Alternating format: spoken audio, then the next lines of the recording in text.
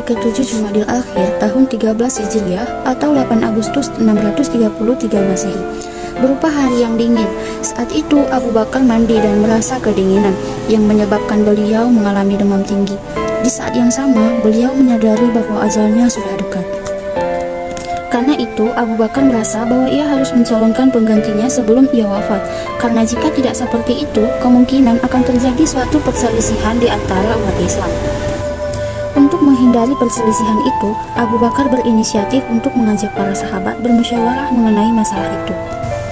Beliau sendiri mengusulkan Umar bin Khattab sebagai khalifah selanjutnya. Namun, dikarenakan watak Umar yang begitu keras dan tegas, para sahabat khawatir nasib umat Islam di kemudian hari. Namun karena hukumnya Abu Bakar, akhirnya Umar bin Khattab lah yang terpilih sebagai khalifah selanjutnya. Umar bin Khattab melaksanakan tugas kekhalifahannya tidak kurang dari 10 tahun 6 bulan, yaitu dari 634 sampai 644 Masehi atau setara dengan 13 sampai 23 Hijriah. Bergelar Amirul Mukminin, pemimpin orang-orang beriman yang menguasai semua lapisan umat dari berbagai agama, etnis, bahasa, budaya, dan geografi. Beliau selalu berjaga untuk kemaslahatan rakyat, menegakkan keadilan di setiap daerah dan terhadap semua manusia. Dalam sebuah pidatonya, Umar menyatakan, "Demi Allah, seandainya seekor kambing saja mati sia-sia di negeri Irak, pasti aku gemetar karena takut dimintai pertanggungjawaban oleh Allah Subhanahu wa Ta'ala." Beliau melakukan banyak reformasi administrasi dan mengawasi kebijakan publik, melakukan koreksi terhadap para pejabat negara, dan mencegah mereka dari menzalimi rakyat.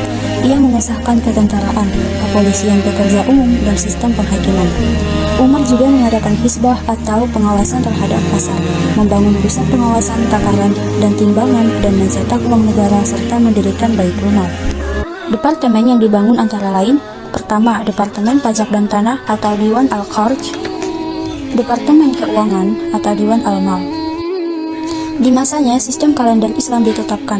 Sistem ini mengawali tahun di tanggal 1 Muharram, mulai dihitung saat pertama hijrah. Pada zaman Umar memerintah, kekuasaan umat Islam meluas tak terbatas di Jazirah Arab, namun mengalami perluasan amat signifikan, sehingga disebut periode Futuhatul Islamiyah atau perluasan wilayah Islam. Romawi, Mesir, Syria termasuk kota Yerusalem, dan beberapa pusat kerajaan lain di barat dan utara berhasil ditaklukkan. Persia sebelah timur juga tunduk. Umar mengendalikan pemerintahan dan kekuasaan yang besar dan hebat, tanpa meninggalkan sikap tawadhu, zuhud, serta wara'.